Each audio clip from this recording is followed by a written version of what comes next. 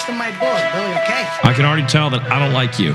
Fuck you, bust on my balls. I ain't scared of you motherfuckers. It might be your first ball job. Yeah, of course. How long did it take for the guy to come?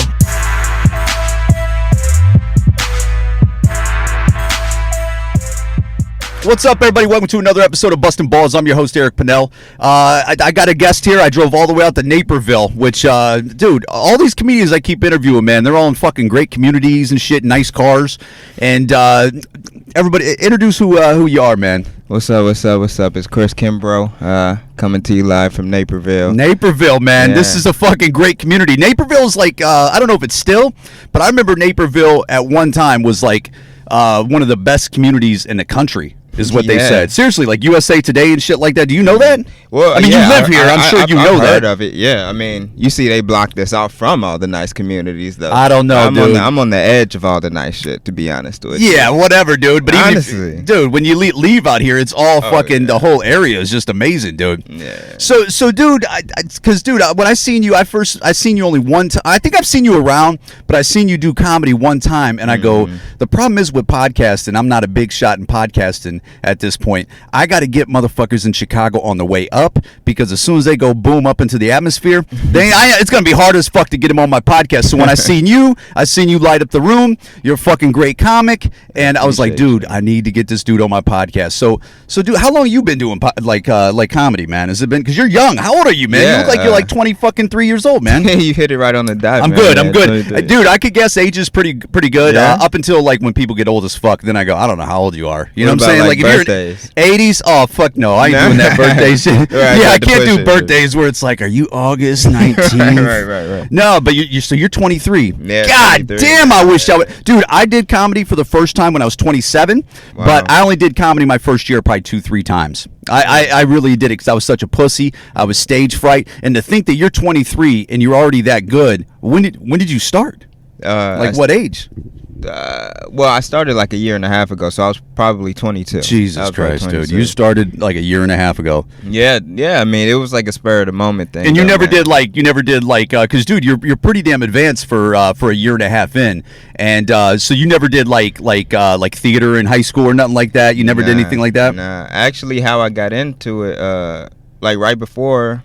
No, because I did comedy, but I started working at like comedy clubs, like at the Comedy Shrine. Oh yeah, so you're working at the Comedy Shrine, which is in Aurora, Illinois. In Aurora, Illinois. I was doing the lights, but before I did the lights at the Comedy Shrine, I got a job at a theater. Yeah, and they just hired me off a whim because I did an internship there. It was terrible though. Why were you doing an internship at a theater? Were you already like thinking about acting or something like that, or writing or production? I was trying to get in where I could fit in. Yeah. I know exactly what that is. I had no other options. I was like, okay, I'm in Naperville. There got to be some type of opportunity out here. I found that, and So then eventually, when you bump into the Shrine and you're like working sound and lights and whatever you're doing around the place, I'm sure you're doing a bunch of things. I've worked at probably 3 comedy clubs. I've worked at it used to be called Hilarities. It was in Cuyahoga Falls, Ohio. That's when I worked there, it was called that. Now it burnt down. I worked there for like 3.5 years, man. I was a server. I did the sound room. When motherfucking like road comics would come through back in the day, they'd have like a CD and they'd go, hey man, when I say this, you play track 5. And when I point on this, you play track. And you would, dude. Well, a lot of motherfuckers back in those days would come through with CDs and shit, and you'd be like, God damn it, this motherfucker's got like 9 songs and shit that I gotta. I remember, and some of it was really good, and then some of it's like, oh shit, and then if you're just always pressured, if you fuck up, they're gonna look at you like you're an asshole, and it's like, dude, I don't know, man, but so I've worked at Hilarities in Cuyahoga Falls, Ohio, which is now the Funny Stop, and I worked at Zany's when I got here for like 6 months, answering phones and making reservations. Yeah, that wasn't bad. You're in a little office the size of my car, like what your car is, and you're just waiting for people to call you and make reservations for Friday, Saturday, Sunday shows, Monday shows. Do you think that's a good foot in the door though? I thought, you know what, because you know how it is when you work at comedy clubs, you think that it's like an in, but a lot of times, unless the clubs embrace it, and I've had it only one other time where they well, no, I guess it did happen with the Funny Stop too, though. But they treat you like kin to the village idiot when you're there and shit. Because first of all, they know you off stage, so your on stage persona that you're trying to put together,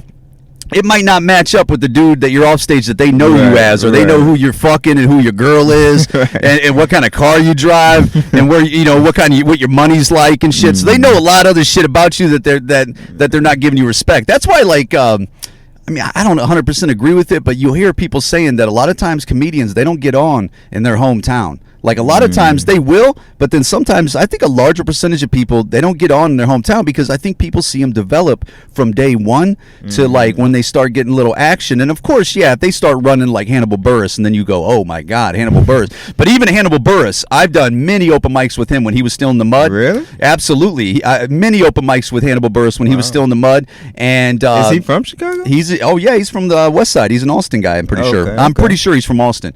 And but Hannibal even had to leave. Hannibal went to New York, and then once Hannibal got off and running and stuff like that. But that's working crazy. at a comedy club, it is a plus. But it's not like you're plugging in like you think you're gonna be plugging in. You think like you're gonna give fucking people, like, you know, you're gonna be shaking hands, and next thing you know, it's like, dude, they're putting me up next Thursday. I'm opening for fucking Bill Burr. It's like, no, man, you're still like their little bitch boy or something like that. So you worked at a comedy club, and then how long did it take for you to go, hey, you know, when did you just do like an open mic? Did you do like a showcase? Did they say, hey, put together 6 minutes and we'll fucking throw you up? Well, honestly, it's crazy how it kind of happened. I was working there one day, and they were putting on a show, and it was like there was an 8 o'clock show and a 10 o'clock show. So for the 10 o'clock show, I guess like somebody dropped out. They had to go back to Chicago, so they needed one more person. Yeah, fill time. Like, this is like the fucking like best opportunity. Like, so I'm like, hey, let me take this spot, you know what I'm saying? And at this point, did you ever do any open mics or anything? Yeah. Oh, so you were doing open mic for a while. So there is a plus. Yeah. Like, if you're doing open mics and shit like that, that is a plus, because it's not. But I'm just thinking, like, if it was like your first time ever getting up there, that's fucking ballsy. That's also like, you know, because, dude, do you remember the first time you got up on stage? Yeah, it was actually at the Comedy Shrine. Yeah. Were you nervous? Was I? I probably was. Honestly, I was. But it's like, it was either win or take. I mean, loser. I mean, it's like, I just have this optimistic like type of mindset. It's like, it's either, you know, if I do it, I do it, and I do well, I do well. If I don't, I mean, you know what's so funny about like why we build it up so big, and especially doing like your first time, or when you first start doing comedy, or even when you're like in a new room. I always feel like sometimes when I go to like a new room and it's like maybe in a different community, or, you know, and or like a different area that you've never been over here, and you look at the people and you think these are different people, you know, but they're really not. They're really the same motherfuckers. You know what I'm saying? People aren't that different, especially in the same region of Earth, and it feels a little funny. And you build this up, but it really doesn't fucking matter. For those people out there that are like listen to this, that want to be a comic, that are like new to comedy, it does not matter.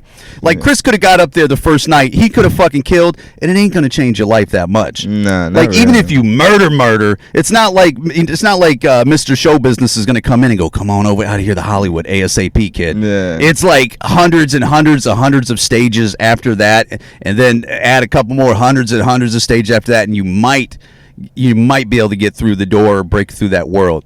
So how'd it go that night? Did it go well? It went all right, you know. I went up there with like just kind of freeballed it to see if I can do it. Like, because if I can't do it freeball, like, it's like. And what do you mean by freeball? Because I know what you mean by freeballing, but like, explain it to like listeners. What's freeballing it to you when you just get up there where they go, hey man, we need somebody to get up on stage. Can you do it?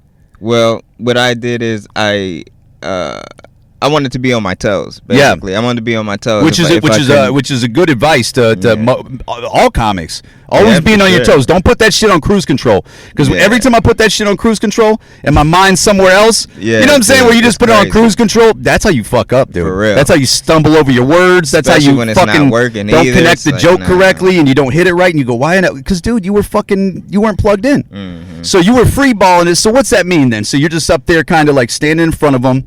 It's a weird technique, honestly, because I mean, it's not really a technique in itself, but it's like when I'm thinking on my toes, like, I think that's when my brain starts moving, like, in its most free form. Me too. Like, and then I start thinking of, like, and then I come up with stuff that might, like, I may like mess up the whole like first couple minutes, and then something snaps whenever I'm trying to make this little turn, and then it's like, boom, okay, you know, I think I can do something, dude. Because last night I did an open mic over in Logan Square last night, and it was I used to live in Logan Square, but like 13 years ago when it was a different community. Now it's look, I'm a straight up white dude, but I'm an older white dude. I'm 43 years old, and I don't know if people know this or not, but when like all white people ain't the same. Like all white people don't dig all the white people. Just like other, some Asians might not dig these type of. So when I see certain type of white people, I go, oh, they're a little younger, they're a little hipster, a little bit it, you know what I'm saying? I'm a dick joke type of dude. These women in here might like whatever. And then what I originally wanted to do when I got there was I wanted to riff on the fucking community. Because dude, for example, like where I was at, it's fucking great in Logan Square where I was at. And they built these great condos, like right next to this open mic where I was at. And a couple years ago, motherfuckers put their arms in cement to stop the construction people. They did. They changed themselves to cement and they put their arms and their shit in cement and said, don't change this, don't you, whatever, right? And that's what I wanted to talk about when I was up there, right? And then right before I get up there, I go, nah, let me just throw in my fucking sort of fastballs and try to just throw, let's do some batting practice. Right. And then I just do jokes, kind of went like mediocre at best. They laughed, they didn't laugh, no big deal. It's not heartbreaking. And when I was driving home, I go, dude, I should have just riffed on what I wanted to riff on there. Sure. I should have just freeballed it. Yeah, because years ago, dude, there was TJ Miller is from Chicago, and I was also in the open mics when TJ Miller was here. And I had a buddy, and I've said this before on podcasts, but I had a buddy that was buddies with TJ Miller, and TJ used to go up there and riff all the time. He used to do that freeballing shit and kind of go up there and kind of go off the head and stuff like that and just kind of be in the moment. And he told my buddy, he goes, you see all these jokes that I wrote down? He goes, he basically was saying, I didn't do any of these jokes. I just riffed it. Because he goes, I have just the same percentage of success by riffing than doing these jokes some nights. You know what I'm saying? So, you know what I'm saying? Because sometimes dude, especially in certain situations, like, yes, if you're filming a Netflix special, do your fucking, bring your arsenal and come out banging. And then also, slip in some other shit that's like your, whatever drips your personality or whatever, of course. But a lot of these fucking like little rooms that you have like, only so many people in them, sometimes come like freeballing it and just coming off the head like that and being like the real you and kind of just fucking around and not having no pressure on you. Sometimes that works the best and people kill the most. Yeah, I've done sets where like I wanted to literally do everything that I wrote. Yeah. And every time I tried, the audience would literally just start yelling dick jokes or some shit like that. Like there was a theme they really wanted to hear. So it's like, okay, now let me. Like, so is eating booty the thing we're into now? Dude. Then everybody's like, it's like, wow. Dude, like, really I'm Mr. Dick Joke. I'm Mr. Pussy Joke, Dick dude, Joke. It's hilarious. I'm a dirty dude. But when I try to, it's not why I love writing pussy and dick jokes. I'm a dirty dude. My wife's always like, why are you like? She always makes comments like, why are you always so fucking nasty? And I'm like, I grew up trashy. Like I grew up around trashy motherfuckers. Like my family's trashy. I think it's hilarious. That's just how I am, And but every once in a while, especially if you're doing like bar shows and stuff, I'll try to do some other shit, and they don't really. They'll respond to it. But nothing like dick and pussy jokes. Some crowds, that's what they want to hear is just dirty, dirty, dirty. If I feel like, right? I mean, unless you're like an elite writer in other things. I'm not an elite writer in like other. I mean, there's some things that I got going on, but that's not my forte. My forte is like my wife and pussy jokes and kind of like my life. But if I try to write about like. If I try to write about a blue Honda Accord and blah, blah, blah, like I can't fucking, some people can. Some motherfuckers can where I go, damn, how did they break that down so well, man? But I can't do that. What do you think your forte is, dude? Like what like right now, what do you feel like you're writing the most about right now? Right now? Yeah, what are you interested in? What has your ear and what is catching your eye? At first, when I first started, it was really my transition from Chicago coming to Aurora / Naperville area and stuff like that. Started off that way. So you came from Chicago. What neighborhood? I was on 21st and State, right next to where the Ickies used to be. I don't know if you know the Ickies. They tore it down. So you're in that's Bronzeville, right? Yeah. So you're kind of Bronzeville area, which some would say, I guess it's South Chicago, but it's like the beginning of South Chicago. Really I mean, it's like the nipple tip. You know what I'm saying? But it is. I mean, it is. I went to school on 35th and State, so it's like I was like always traversing into it and then out of it. You know what I'm saying? So you grew up right down the road from Jokes and Notes, which was a great comedy club. I never knew I didn't know about stand up until I came out here. That's crazy, dude. All these clubs and stuff like that. Then I was like, oh wow. Yeah, because Jokes and Notes was like 47th and MLK, I think. Okay. I think I've heard of it. Yeah. And no, Jokes and Notes was owned by Mary. Mary was she's like a fucking I mean she's more a part of the comedy scene in Chicago than fucking most comics, man, because she's been around for years. I don't know what she's doing now. I'm pretty sure I could bet that she's involved with some kind of comedy around the world right now. But dude, Jokes and Notes used to have when I first got here, it just opened up. It was Dion Cole was the host on Wednesday nights, so you could see Dion Cole, which is now a big star, fucking every Wednesday at Jokes and Notes. Then it was Little Rel was the host of that, which is a fucking big star right now. Dude, you would see a bunch of fucking home run hitters at that place, Jokes and Notes, and then it was there for probably 10 years, man, and then now it's some fucking club. It's a club now, but you grew up right down the road, and you didn't even you as a kid, you didn't even pay attention to that. No idea, man. I ran away from comedy, honestly. What do you mean? I felt like I couldn't do it. You know what I mean? How long ago was that? How long ago? I was probably maybe sophomore high school. So you were already thinking about comedy as a sophomore in high school. I was thinking about it, but I felt like I wasn't good enough. You know what I'm saying? Well, everybody has. A lot of people have that, unless you like fucking somebody's giving you a lot of hugs and telling you you're the best and shit like that. Sure. But you know, dude, most people think you can't do. It's because, dude. Well, nowadays it's even easier. Nowadays they got classes and shit like that. There's fucking open mics everywhere, depending on what city you're in and shit like that.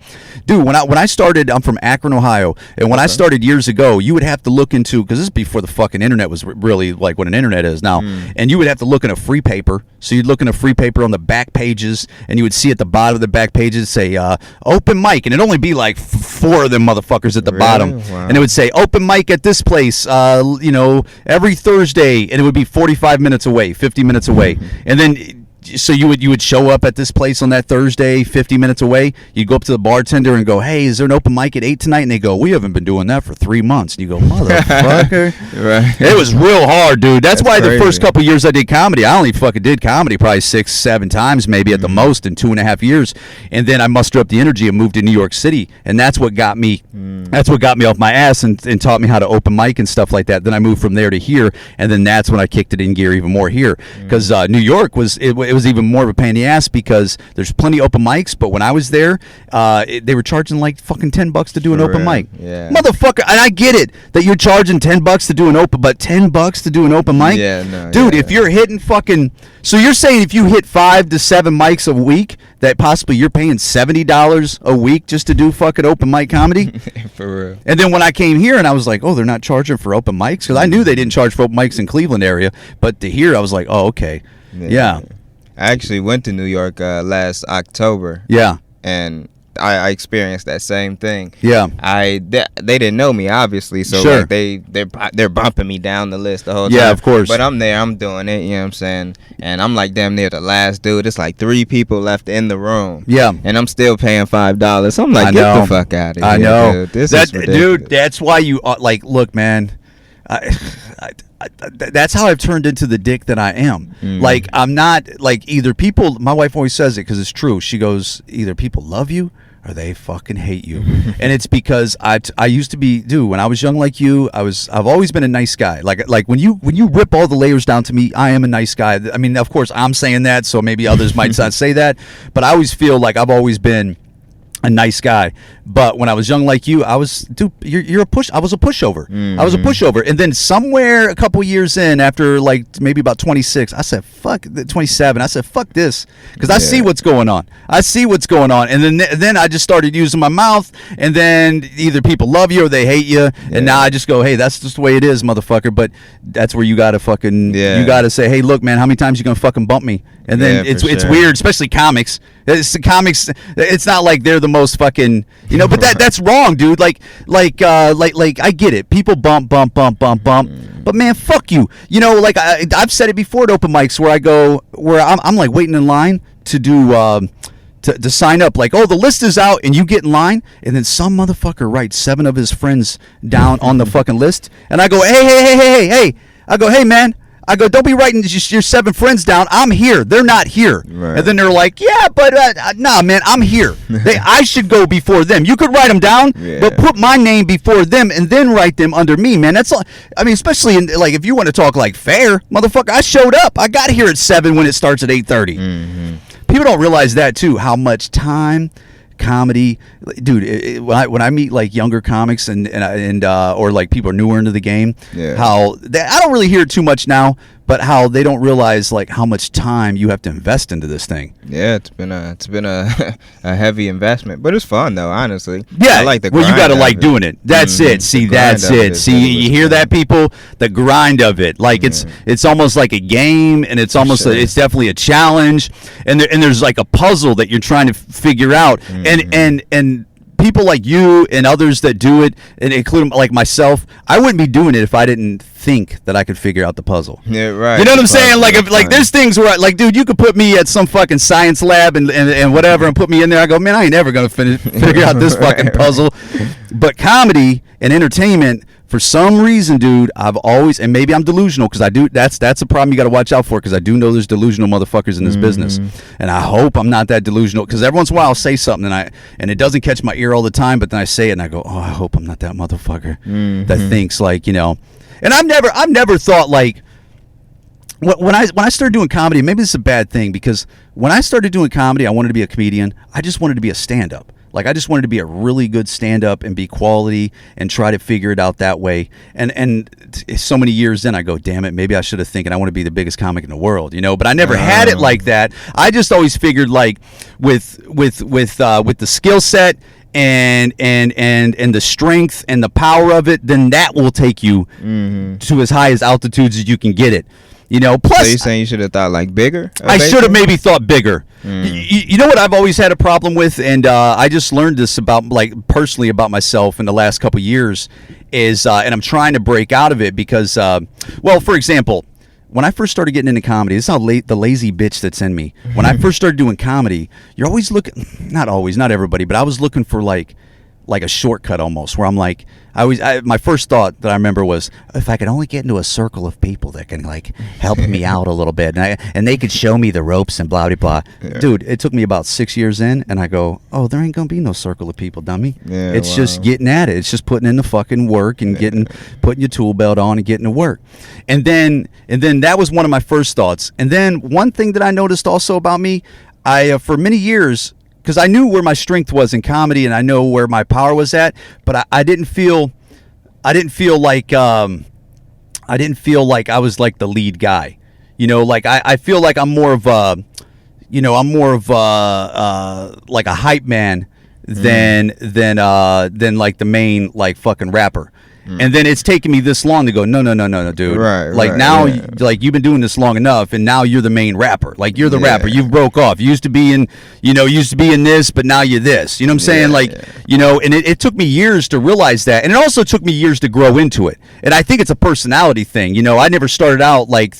And dude, because entertainment's hard, man. Entertainment's hard to have people's eyes on you, and then you see like headliners, and you go, "Fuck, I don't got what that headliner has, but I might have what that host and that middle guy has." But there's some headliners with some like power. Yeah, no, you know what I'm saying? Where you go, "Whoa, that dude's a different dude." I think it's just opportunity, though. I mean, absolutely, because comedy it's a numbers game too. The more you're on stage, the better you get adapted, I guess. But it should be. But I've seen people that do get on stage a lot and they don't get better. Wow. Because one of the ingredients is because they're not trying different things. You know, they're almost doing the same act, and they're not adjusting a little bit. They're not, and I don't know what that is. Yeah, I think joke wise, where it's like they keep repeating, and they're getting mediocre results off it, and they keep repeating it. And you're constantly with stand-up, you got to be adjusting.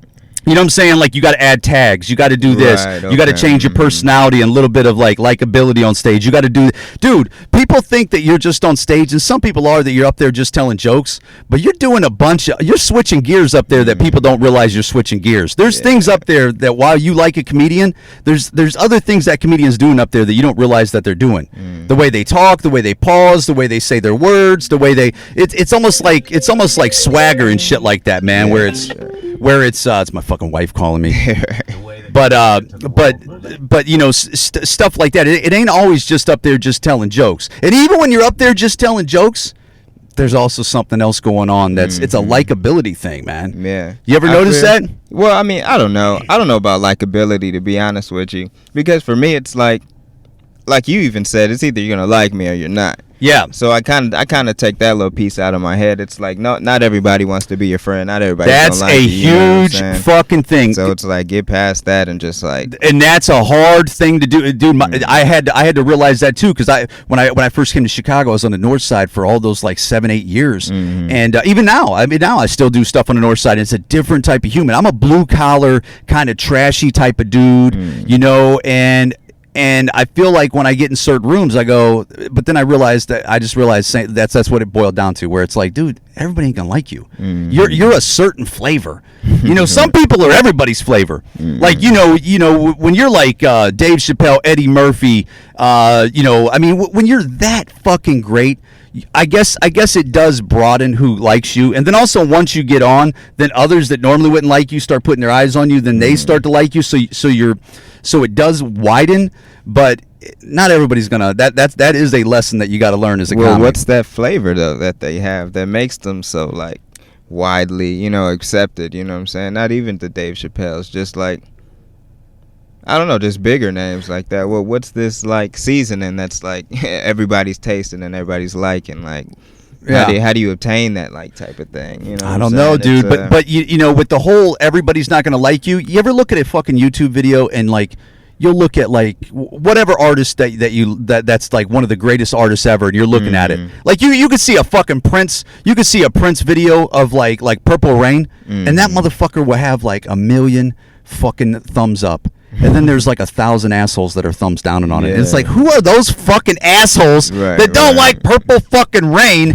It's like, how would you be like that? You know, but there's people, you know what's crazy? Not everybody likes Kanye West. There's, you know, and it's like, how the fuck can't you, I mean, how people go, no, he's garbage. Oh, so you're saying Kanye West is garbage? Like, he has no fucking quality at all. He's not he like when you go like a hip hop Hall of Fame or anything like that, he's not somewhere up on that wall with many other nah, he's a bum. Yeah, it's crazy. What are you gonna do with those motherfuckers? It's just like, you just gotta walk away, man. You can't fuck with them. You just gotta go, okay. You know, and that's with comedy too, where it's like, yeah, you're not my, you know. And actually, I think that's probably what it is. It's the whole that they don't care that you don't care. You know, I mean, that you don't like them. You know what I'm saying? Some people are just haters. Some people are haters. Some people have bad taste. People hate. Some people. Another thing is also, to put it on the comic. Maybe you're not communicating correctly to them. I mean, and it also could be the comic. It could be because, dude, there's sometimes, and it's happening more lately, like I've been flicking off crowds and be like, fuck this crowd. At, like open mics, not at like showcases or like real rooms, but I've done some open mics lately where I go, man, fuck this crowd. And I go, fuck this open mic. And I got to stop that shit. Yeah, that's a bad, like. It is a bad thing. It's a bad look. It's a bad thing. But it's like the fucking the asshole in me getting the best of me and shit like that. Because dude, comedy, people don't realize that it's a lot of no, a lot of in piss and shit water. It's a lot of like dude, I remember months and months ago, I did something. I can't remember what it was. I did something up in Wisconsin. It was a one-nighter. And I drove like an hour and a half, and I was driving an hour and a half back, and I called a comedian buddy of mine. I go, dude, what kind of motherfucker does this? Like, what kind of motherfucker drives an hour and a half for like $150, and the crowd just looks at him kind of like, yeah, you're okay, you know, ha ha ha ha. Right. And then like who does like some of this shit, dude? It like that it takes 10 years for overnight success shit. I've been doing it longer than 10 years, and who sticks in it that long? You're punishing yourself. Yeah. When comedy's good, it's good. But Yeah, when it's good, it's low, good. It's fucking low. Dude, that's one thing, man. People that think about doing comedy or that do comedy out there listening, when you crush, Yeah, it's a you great feel feeling. you're just like, dude, that's what I was trying to do, and I fucking did it. But do you ever have this when you like bomb? Or like it doesn't go that well at all, and you like it totally didn't go right, and then you come home and you're just like, what the fuck? Dude, it does the opposite.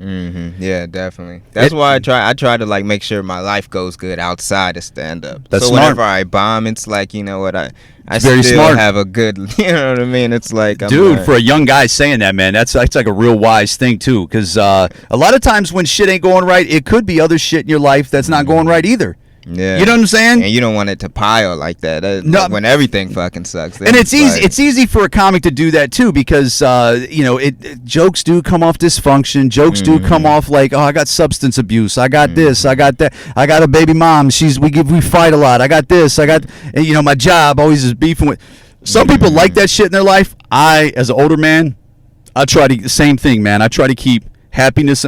Well, dude, I know one thing. If I'm happy, I write better jokes. Yeah, true. Seriously, like, because that's how I know, dude. I was just talking to Devon Dickerson was on my podcast a couple podcasts ago, and he was telling me he goes, dude, I haven't been having very good sets lately, and basically something about his writing, and I go, you must be unhappy or something like that, because that's when I have when I'm not creative, it's something's I'm busy with something else, and I'm not really happy. Okay. You know, do you notice that about you or no?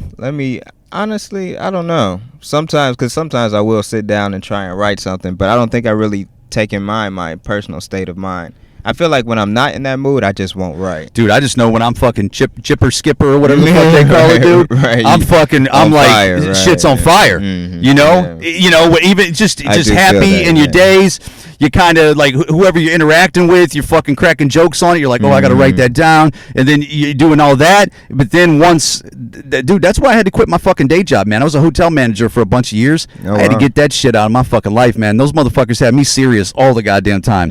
Had me worrying about fucking bed bugs and fucking carpet stains. I said, man, I gotta get the fuck out of here. Right. You guys, I'm gonna be swinging up in this motherfucker. You're gonna have me, you drive me crazy. Did you ever find that as like good material at all, or just No. wasn't? The only thing that you get out of it, like, there's a lot of jobs I've had, dude. Like, I used to work for Rent-A-Center. I used to fucking repo furniture for Rent-A-Center. And you would think I'd have a bunch of repo Rent-A-Center jokes and shit like that. No. But you do get life perspective out of it, and you do get some, like, there's something I'm getting out of it. It just hasn't translated. I mean, you get some stories out of it, but it ain't stuff I'm talking about on, like, stage, which I probably... Like, dude, I was repossessing. I worked in Spanish Harlem in New York City, man, 123rd and 3rd Avenue, and I was literally beating on project doors, pissy ass fucking elevators. You know they piss in elevators in New York, man. Definitely. It's like, why are you pissing in the elevator? I remember the first time I smelled it. I asked my partner, I go, what is that smell? And he goes, it's piss, man. They're pissing in the elevators. I go, oh hell no. So you think I would get shit out of that? Because, dude, it was roaches and rats like a motherfucker, dude. Yeah. I mean, it was awful, man. But nah. No. Like, I do rideshare too, man. Like, that's my job now besides comedy. And Nice. and you think I would get a lot of shit off rideshare? I don't get a lot of shit off rideshare. I get conversations off rideshare. So when I do podcast, it does help out topics and stuff like that. But that's about it, man. I mean, Yeah, I think this is a dope setup though, that you even have it in your car. And it's well, just I've been like- doing it in my car because, dude, I was trying to ask motherfuckers, like, hey, you want to do a podcast? And they're like, well, where are you at? And I'm like, I'm over by Midway or blah, blah, blah. And they would be like, okay. And then when I go set it up, motherfuckers would cancel on me. So I said, fuck this. It's good for audio because it keeps the fucking sound basically down. Yeah. And I could come to them. Like, dude, trust me, if I could have like a fucking, I always want to like what I'd really want is one of those Sprinter vans and have fucking a setup in the back and have fucking wow. cameras and shit back there. Yeah. Like, really, if I could get my money up and I could do it now if I wanted to finance the shit, but I don't want to. But that's what I'd really like to do. I'd really like to be able to pull up on a fucking venue and just be like, hey, there's comics, let's go out there and do like a 45-minute podcast and then move on with our lives. Yeah, that's what, dude. I've seen your Instagram comedy page. Like, it looks legit. It looks. Well, like I'm you should be trying, able dude. to- Every day, I'm trying to turn it into, dude. It's nowadays is fucking. well, this is your world. You're 23, man. So this is, you know, you're used to it. Dude, when I started working at that comedy club fucking 17 years ago, dude, road comics and shit didn't have to do all this. They didn't have it. Dude, road comics used to do the same 45 minutes to an hour for 30 years. Right. They had headshots. They didn't always have to get new headshots and stuff like that.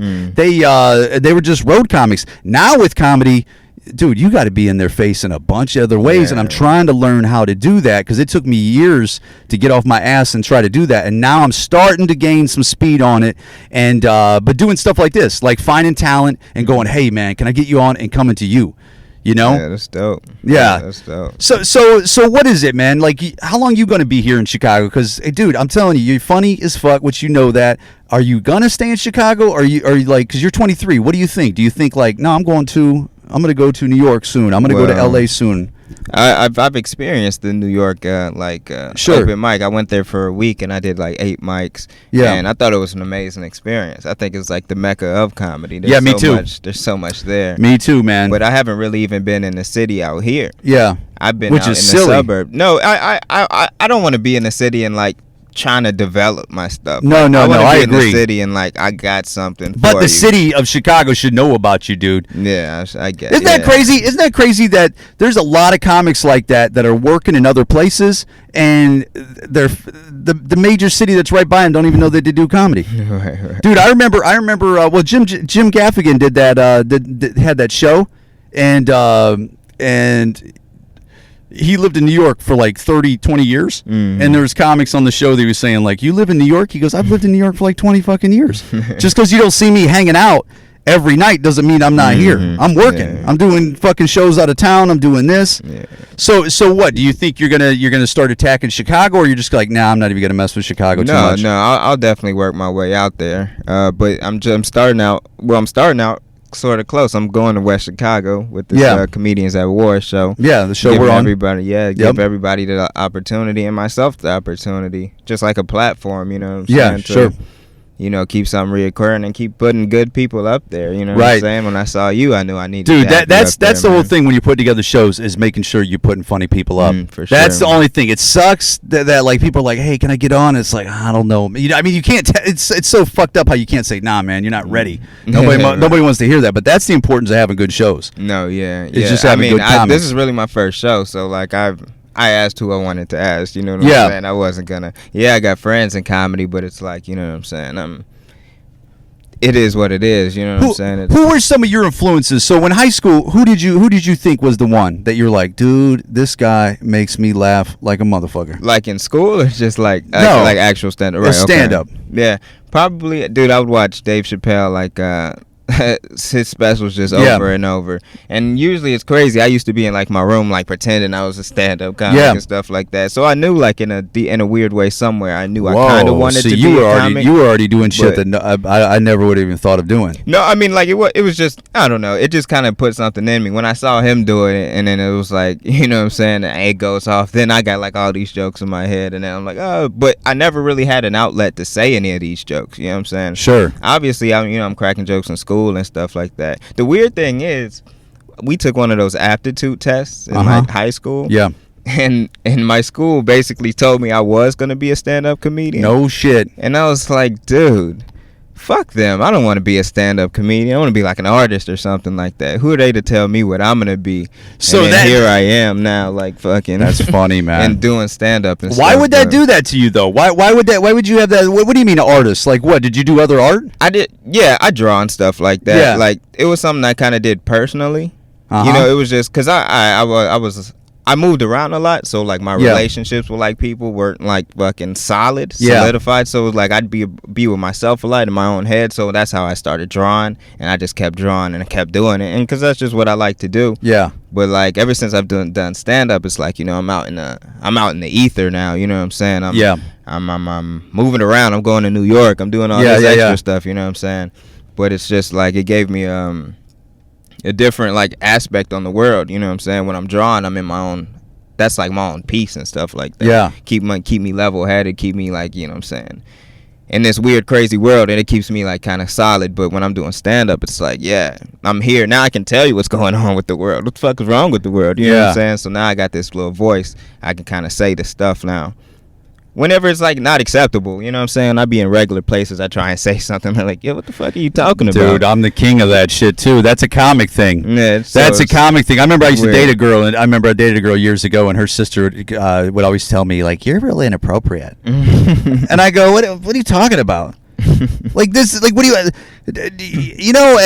And see, like my wife's like a real proper person. My wife didn't. My wife grew up very opposite. Had like a good family. They're not like fucking dysfunctional, and I am, like I said, I've always known that I'm trashy and stuff like that. But and my wife tries. And as I get older, I do see I am changing a little bit. But like. It's weird how like when you come from dysfunction, you're attracted to dysfunction for some reason. Like regular motherfuckers kind of bore me, like they bore me, and regular conversation I don't know why it bores me, and maybe that's a me problem. You know, like, dude, I remember like doing work conversations with people. Like, I'm just like, this is the fuck. What are we talking about? I'd rather not talk than talk about this. Facts. I don't like small talk. That's not my forte. I don't. Yeah. Well, it just depends. It depends on what it is. It depends on the small talk. But so yeah, so you're saying inappropriate things in like what, like certain surroundings that's like well, it's just like I'll come up with these like bits and like things in my head, and like it's like I don't have the outlet to say it just in regular, you know what I'm saying? I like, know. And it's like, okay, where am I gonna ever get to say anything like this? Yeah. And then when I'm that's on good the thing stage, about stand up. it's like boom. I can say whatever dude, I want. Dude, really. years ago, I'd always like, I guess it would be like running jokes across your friends, but just like one time where I'd be like, hey, what do you think about this idea? And you'd explain it to them or say it to them, and they'd go, I don't know. I don't even do that shit no more. Because I don't even do it. I just wait till that night when I'm doing stand up, and I'm just going to fucking do it. Because also, I don't want motherfuckers to, I don't want to throw a joke idea out there that I'm inspired about, or an idea that I'm inspired about, and then if I throw it out to like one of your friends or family, and then they shit on it, and then you don't use that idea. You know, so it's almost like you're like holding it back, you're protecting it, and then boom, you throw it out. You know, it's like throwing a baseball up and then cracking it with the fucking bat on your own. Where it's like, I know, dude, you're a comic. I know what's funny, okay? Right, and even when my shit doesn't work, I just might have not either communicated it correctly, or I didn't say it right, but there is something funny about it. But and maybe it's just in my head that it's just funny, and I'm seeing it from that angle. But I know what's funny. You know what's funny. Other motherfuckers it's trial don't. and error, really. I mean, you say it wrong one time, you fix it. You say one word differently the next So time, weird. and then Pausing, it's like word, crazy. how you set it up, the speed of it. And that's the chance you don't get in regular life. You know what I'm saying? Like, Yeah. you say the joke once, like, all right, and it don't work. You try and reword it. They're like, dude, what the fuck? You just said that shit. It's like, okay, I get you. But on stand-up, it's like, they expect that type of thing.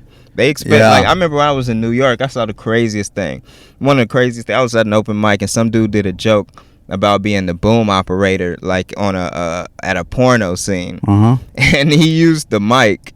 Like, he used the stand-up mic as the boom thing. Yeah. And then he said the guy, he busted a nut, right? And it hit him. And he didn't get a laugh on that. Somebody told him, hey, you know, it'd be funny is instead of getting hit by it, that you dodge it.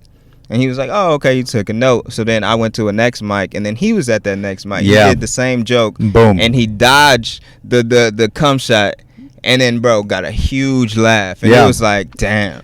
Adjusting. It was crazy. The dude's adjusting. And that's what I'm saying about. And it worked. You got to be like a big censor. You got to be like a big. If you're being honest, you got to be like a big censor, and you're trying to figure out where that went right and what went wrong and what not to say, and that's what that dude is doing, and that's somebody that's plugged into their fucking world, and they're trying to figure it out. It was beautiful, man. Yeah, man. That's fucking comedy. It was crazy. Yeah.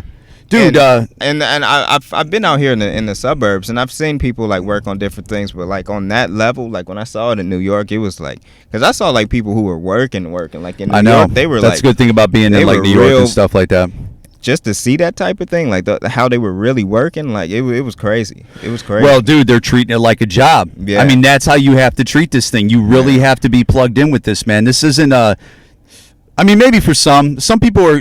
I think it's a small percentage that are pretty talented, where like they start doing it and they could do it once or twice a week, a couple times a month, and they can kind of pull it off. But then you can only imagine that small percentage, like if they did it like 3, 4, 5 times a week, 6 times a week, what the monster they could be. Man. I can't be that dude. You know, I took off just a couple days, and I've been really doing a lot of podcasts lately, and I've been trying to do some video shit, and I probably still did 4 open mics last week and been on the mic 4 times last week. Okay. Well, dude, I was off the mic for like 3 days, and I did an open mic last night, and I haven't had my mind hard on it. Dude, it was off tempo like a motherfucker. Yeah. It's so crazy how if you're not plugged into this and you're really not all on it and stuff like that, it's weird how it drifts away from you. It's weird how you gotta be really. Yeah. This is a full-time thing, man. That's why I had to quit my job, dude. I had to quit my fucking job 4 years ago, August 5th, 2015, dude. I turned in my notice. I said, no longer thinking about this fucking thing. And then that's when I started pushing harder with comedy, you know. But, dude, so what shows you got on before we get out of here? What shows you got coming up? What shows? I don't have any shows. Well, man. no, you got the West Chicago show coming up, July 26th, right? July 26th. West Chicago. Comedians at War. I've been focusing on that, trying to make sure I can put that on. Make sure it's the best showcase for the people on it. Sure. And for the people that come through. Sure. I just want to make sure that goes successful. What's your social media if people want to follow you on social media? You can follow me on Instagram at Black and Blue CK. That's basically just an online cartoon that I do. It's about like a black teenager versus like a crazy police officer, basically. Oh, no shit. And I actually made a video about it, 00 negative. It's a quiet taste to it, but yeah, that. And then I have Comedians at War on Instagram as well. Chris Kimbrough on Facebook, KIMBROUGH. And those are my 3 social medias. Check me out. Come out to the show July 26th, West Chicago, 8:30 start. It's going to be a hell of a time, man. Chris, thank you, man. Guys, Bustin' Balls Podcast on Instagram. I'm Eric Pennell Comedy on Instagram. Thank you for listening to the Bustin' Balls Podcast. Please share it. I do appreciate the likes and the thumbs up, but the shares helps out more, in my opinion. If you like the podcast, please write in. If you don't like the podcast, you can fucking suck my dick. I don't even care. Guys, thank you so much for listening. Bustin' Balls.